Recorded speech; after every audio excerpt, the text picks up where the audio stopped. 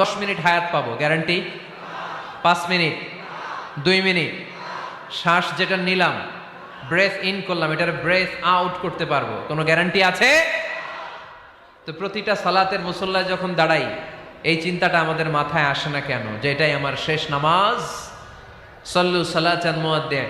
যখনই নামাজে আমরা দাঁড়াবো, আমরা ভাববো হতে পারে এটাই আমার জীবনের শেষ নামাজ, এটাই জীবনের, ভাবা যাবে?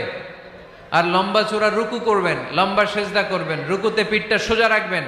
আল্লাহর হাবিব সাল্লাল্লাহু আলাইহি ওয়াসাল্লাম যখন রুকু করতেন, পিঠটা থাকতো স্ট্রেট ফরওয়ার্ড, বাঁকাও না, উঁচুও না, ওয়াকানা বাইনা যালিক। সাহাবারা বলতেন আল্লাহর হাবিব সাল্লাল্লাহু আলাইহি ওয়াসাল্লামের রুকুর পিঠের উপরে পানি ভর্তি কোনো গ্লাস রেখে দিলে গ্লাসটাও কাঁপবে না, পানিটাও পড়বে না।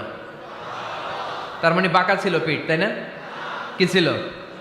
সোজা। আবার আল্লাহর হাবিব সাল্লাল্লাহু আলাইহি ওয়াসাল্লাম বললেন সবচেয়ে বড় চোর যে নামাজে চুরি করে। সাহাবারা বললেন কাইফা ইয়াসরিকু ফিস সালাহ, নামাজে কেমনে চুরি করে? আল্লাহর হাবিব সাল্লাল্লাহু আলাইহি ওয়াসাল্লাম বললেন ইয়াসরিকু ফি রুকুইহি ওয়া সুজুদিহি, রুকু সেজদায় চুরি করে। এরকম নামাজ চোর আছে না নাই? রুকু থেকে সোজা হয়ে দাঁড়িয়ে